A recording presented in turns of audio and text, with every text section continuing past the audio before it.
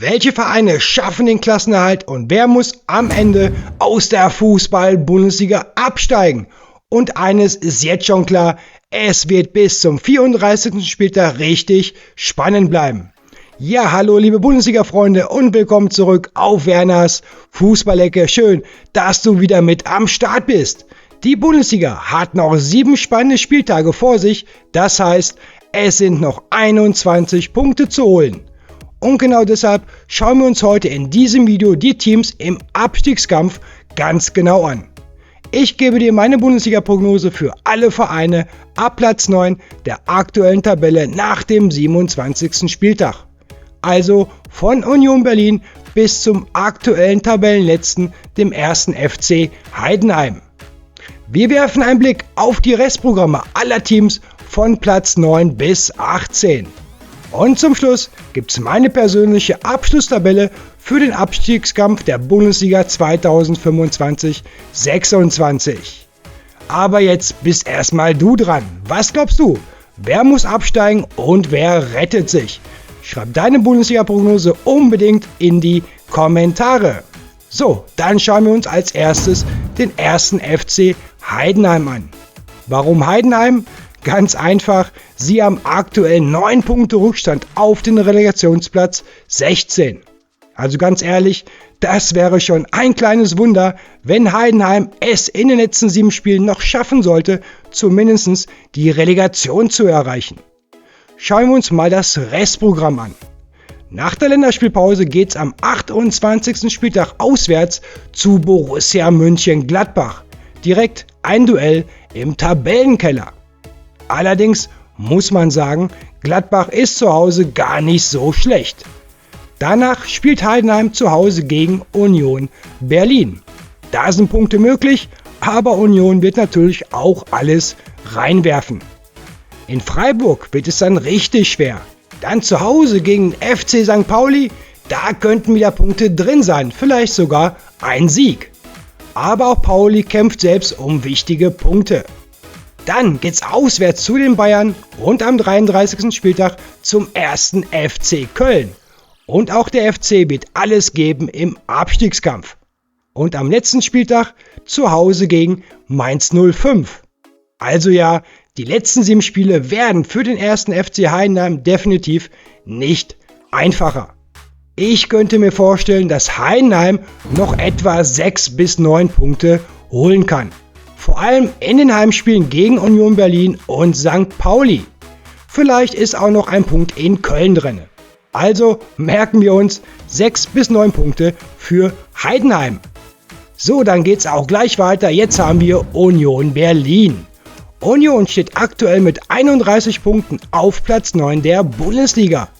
Das bedeutet 7 Punkte Vorsprung auf den Relegationsplatz und sogar 10 Punkte Vorsprung auf Platz 17. In den letzten Jahren haben meistens 32 bis 38 Punkte für Platz 15 gereicht. Heißt für Union noch etwa 5 Punkte und der Klassenerhalt ist safe. Und das Restprogramm startet direkt mit einem Heimspiel gegen den FC St. Pauli. Mit einem Sieg könnten die Köpenicker einen riesigen Schritt Richtung Klassenerhalt machen. Und vielleicht sogar direkt danach auswärts in Heidenheim alles klar machen. Am 30. Spieltag geht's dann zum VfL Wolfsburg. Auch ein Team mitten im Abstiegskampf. Also die nächsten 3 Spiele sind extrem wichtig für das Team von Steffen Baumgart. Dazu kommen noch Heimspiele gegen den 1. FC Köln und am letzten Spieltag gegen den FC Augsburg. Also ganz ehrlich, ich gehe zu 97% davon aus, dass Union Berlin auch nächste Saison Bundesliga spielt. Meine Prognose, Union holt aus den letzten 7 Spielen noch bis zu 12 Punkte. So, und dann schauen wir uns den nächsten Verein an. Jetzt haben wir den FC Augsburg. Augsburg steht aktuell ebenfalls bei 31 Punkten, aber mit dem etwas schlechteren Torverhältnis auf Platz 10. Allerdings, die letzten 3 Bundesligaspiele wurden verloren. Und auch die nächsten Gegner haben es in sich. Zuerst auswärts beim HSV, die zu Hause stark sind und selbst Punkte brauchen. Dann zu Hause gegen Hoffenheim.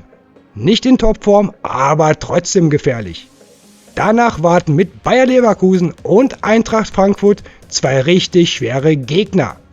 Aber beide Teams sind aktuell nicht konstant und lassen auch mal gerne Punkte liegen. Also vielleicht kann Augsburg da den ein oder anderen Punkt mitnehmen. Und die letzten 3 Spiele? Auch nicht ohne, denn Teams wie Gladbach oder Werder Bremen kämpfen selbst noch um wichtige Bundesliga-Punkte. Am letzten Spieltag geht's dann zu Union Berlin. Könnte ein entspanntes Spiel werden, wenn beide Teams bis dahin schon gerettet sind.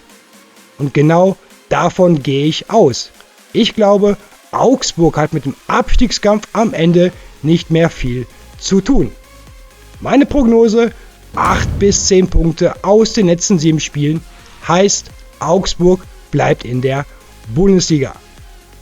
Ja, liebe Fußballfreunde, dann kommen wir jetzt zum aktuellen Tabellenelften der Bundesliga, dem ersten FSV Mainz 05. Die Mainzer stehen aktuell mit 30 Punkten auf Rang 11.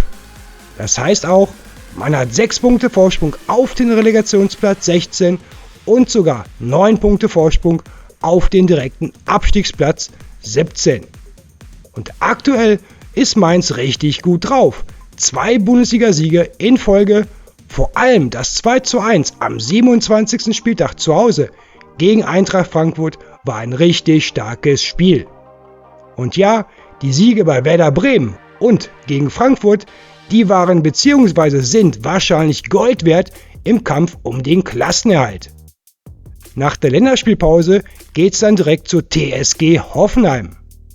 Wenn das Team von Trainer Urs Fischer da genauso auftritt wie gegen Bremen oder Frankfurt, dann könnte sogar ein Punkt auswärts drin sein. Denn Hoffenheim hat die letzten beiden Heimspiele nicht gewonnen. Gegen Wolfsburg nur ein Unentschieden und davor sogar eine 0:1 Niederlage gegen den FC St. Pauli. Danach zu Hause gegen den SC Freiburg, da ist auf jeden Fall auch was drin. Mainz ist nämlich zu Hause richtig stark. In den letzten 7 Heimspielen gab es 4 Siege und 3 Unentschieden. Die letzte Heimniederlage war am 13. Spieltag beim 0:1 gegen Borussia Mönchengladbach. Also ja, in der Mewa Arena werden die Mainzer definitiv noch Punkte holen. Auswärts bei Borussia Mönchengladbach wird es dann ein echtes Kampfspiel, weil auch die Fohlen jeden Punkt brauchen. Zu Hause gegen Bayern München wird es natürlich extrem schwer. Aber da kommt es drauf an, ob Bayern ins Champions League Halbfinale einzieht. Denn falls ja, wäre das erste Halbfinale direkt am Dienstag nach dem Mainz-Spiel. Und da könnte ich mir vorstellen, dass Kompany nicht unbedingt seine beste Elf bringt. Aber klar, trotzdem ein mega schweres Spiel für Mainz. Aber vielleicht, ja, mal abwarten. Dann die letzten 3 Spiele gegen St. Pauli, Union Berlin und Heidenheim. Da sind auf jeden Fall 4 bis 6 Punkte drin. Ich denke, Mainz 05 wird in den letzten 7 Spielen noch 8 bis 10 Punkte holen. So, dann geht's weiter und zwar mit dem Hamburger SV. Der HSV steht aktuell mit 30 Punkten und gleicher Tordifferenz wie Mainz auf Platz 12. Heißt, auch die Hamburger brauchen noch 4 bis 5 Punkte für den sicheren Klassenerhalt. Deshalb ist das Heimspiel am 28. Spieltag gegen den FC Augsburg extrem wichtig. Holst du da 3 Punkte, kannst du in Hamburg erstmal tief durchatmen. Und wenn der HSV so spielt, ja, wie in Dortmund, wo man zur Halbzeit sogar 2:0 geführt hat, dann sind 3 Punkte zu Hause gegen Augsburg definitiv möglich. Beim VfB Stuttgart wird es natürlich mega schwer. Stuttgart ist heimstark und braucht selbst Punkte für die Champions League. Und dann kommt das große Nordderby bei Werder Bremen. Das Spiel kann für beide Teams entscheidend sein. Das Hinspiel hat der HSV ja mit 3:2 gewonnen, also das wird ein komplett offenes Spiel, in dem Punkte auf jeden Fall möglich sind. Danach warten mit Hoffenheim und Eintracht Frankfurt 2 richtig schwere Spiele. Hoffenheim könnte noch im Kampf um die Champions League sein, aber zu Hause ist für den HSV alles möglich. Bei Frankfurt wird es schwieriger. Die Eintracht will zu Hause die Saison ordentlich zu Ende bringen. Am 33. Spieltag zu Hause gegen Freiburg sind dann wieder, denke ich mal, Punkte drin. Vor allem, wenn Freiburg im Europa League Halbfinale steht, dann hätten sie unter der Woche ein Rückspiel. Und das letzte Spiel in Leverkusen ist natürlich schwer. Aber Bayer ist diese Saison auch nicht konstant, die lassen auch mal Punkte gegen kleinere Teams liegen. Also, noch richtig spannende Spiele, ja, für den HSV. Ich glaube, Hamburg holt noch so zwischen 5 bis 8 Punkte. So, dann schauen wir uns das nächste Team an, und zwar richtig Borussia Mönchengladbach. Die Fohlen stehen mit 29 Punkten auf Platz 13. Das bedeutet 5 Punkte Vorsprung auf Platz 16 und 8 Punkte auf Platz 17. Also ja, das kann nochmal richtig spannend werden. Dass sie gewinnen können, haben sie gezeigt. 1-0 gegen Union und 2-0 gegen St. Pauli. Und beim 3:3 im Derby gegen Köln war sogar mehr drin. Am 28. Spieltag zu Hause gegen Heidenheim, da sehe ich Gladbach mit guten Chancen auf jeden Fall auf 3 Punkte. In Leipzig wird schwer, Leipzig kämpft um die Champions League, aber gegen Mainz und Wolfsburg ist wieder mehr drin. Auswärts läuft es aktuell nicht so gut. Letzter Auswärtssieg war am 13. Spieltag in Mainz, aber Wolfsburg hat die letzten 4 Heimspiele verloren. Dann am 32. Spieltag das Derby gegen Dortmund. Bis dahin könnte Gladbach schon bei, sagen wir mal, 35 Punkten stehen. Und ein Punkt gegen den BVB ist zu Hause immer möglich. Auch in den letzten Spielen gegen Augsburg und Hoffenheim sind Punkte möglich. Ich sage, Gladbach holt noch 9 Punkte. Ja, und dann geht's auch gleich weiter. Jetzt haben wir den SV Werder Bremen. Nach dem mega wichtigen 0:1 Auswärtssieg am 27. Spieltag beim VfL Wolfsburg liegt Bremen jetzt mit 28 Punkten auf Platz 14. Damit hat man aktuell 4 Punkte Vorsprung auf Platz 16 und sogar mittlerweile 7 Punkte auf den Abstiegsplatz 17. Also ja, Werder Bremen hat sich da wirklich aus dem direkten Abstiegskeller rausgekämpft. Und das aber auch manchmal spielerisch. Jetzt kommen aber echt noch schwere Spiele auf Werder zu. Direkt am 28. Spieltag geht zu Hause gegen, RB Leipzig. Und zu Hause muss das Team von Trainer Daniel Thun jetzt auch endlich mal zeigen, dass man gewinnen kann. Denn aus den letzten 5 Bundesligaspielen hat Werder nur einen Sieg geholt. Und der war am 24. Spieltag beim 2:0 gegen Heidenheim. Generell läuft es für Bremen zu Hause in dieser Saison überhaupt nicht rund.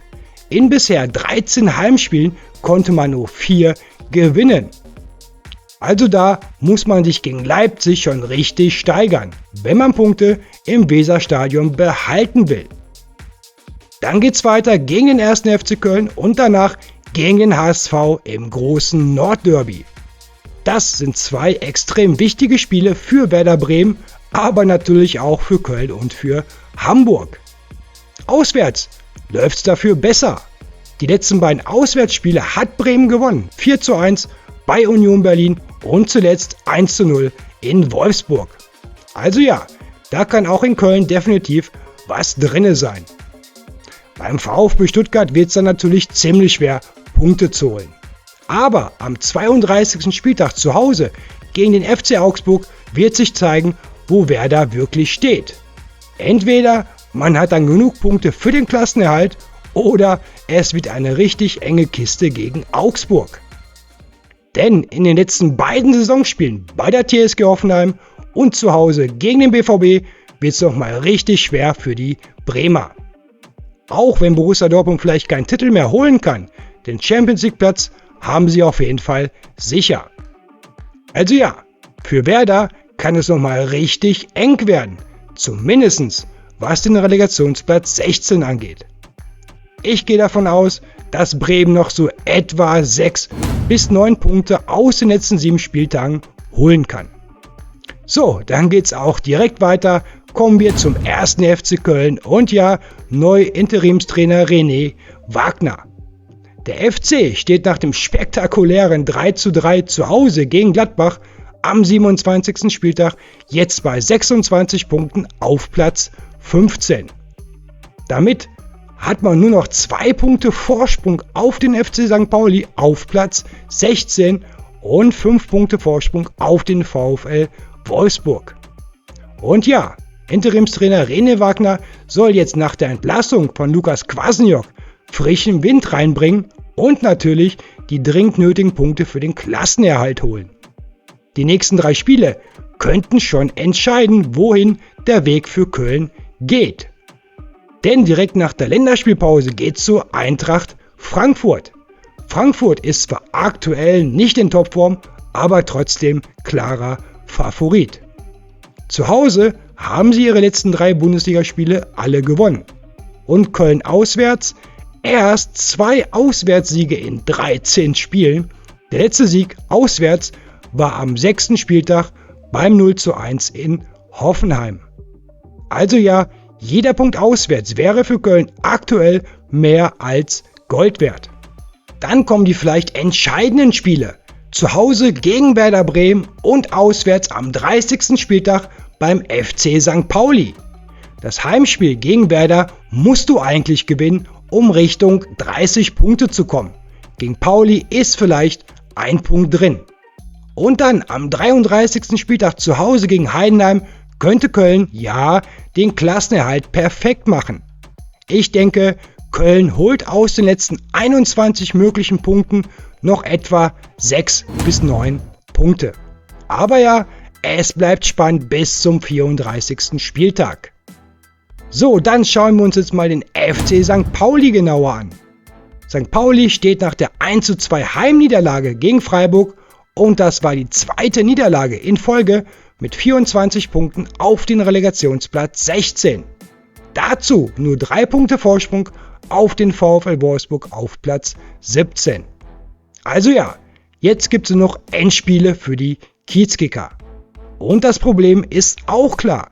St. Pauli erspielt sich einfach zu wenig Torchancen. Mit nur 283 Torschüssen ist man das schlechteste Team der Bundesliga. Und mit nur 24 Saisontoren stellt man auch die schwächste Offensive der Liga. Das macht die letzten 7 Spiele natürlich nicht einfacher. Direkt auswärts bei Union Berlin wäre schon ein Punkt extrem wichtig. Aber auch Union braucht Punkte und wird zu Hause alles reinwerfen. Dann am 29. Spieltag zu Hause gegen den FC Bayern. Klar, Bayern ist der große Favorit. Aber ein paar Tage später steht das Champions League Halbfinale gegen Real Madrid an. Da könnten die Köpfe der Bayern-Spieler schon woanders sein. Vielleicht ist da eine Überraschung drin. Danach zu Hause gegen Köln und auswärts in Heidenheim. Diese beiden Spiele musst du eigentlich gewinnen. Das sind absolute Schlüsselspiele. Gegen Mainz zu Hause ist auch noch was möglich. Und dann vielleicht das große Finale am 34. Spieltag. Ja, zu Hause gegen den VfL Wolfsburg. Wenn es so kommt, sehe ich Pauli zu Hause aber auf jeden Fall vorne. Ich glaube nicht, dass St. Pauli direkt absteigt. Ich denke, sie holen noch 7 bis 10 Punkte, aber es wird richtig eng. So, und jetzt kommen wir zum letzten Team, der VfL Wolfsburg und Trainer Dieter Hecking. Wolfsburg steht aktuell mit 21 Punkten auf Platz 17. Das wäre ja der direkte Abstieg. Und das wäre natürlich eine absolute Katastrophe. Immerhin spielt Wolfsburg seit 29 Jahren durchgehend in der Fußball-Bundesliga. Die letzten 7 Spiele haben es aber richtig in sich. Am 28. Spieltag auswärts bei Bayer Leverkusen, da wird man sehen, ob die Arbeit von Hecking greift. Klar, man ist Außenseiter, aber Leverkusen ist auch nicht konstant. Aber Wolfsburg kommt nur über den Kampf und nochmal Kampf zu Punkten. Danach zu Hause gegen Eintracht Frankfurt auch extrem schwer. Der letzte Heimsieg am 17. Spieltag gegen St. Pauli. Und mit 57 Gegentoren hat Wolfsburg die zweitschlechteste Abwehr der Liga. Frankfurt spielt offensiv stark, das wird richtig schwer.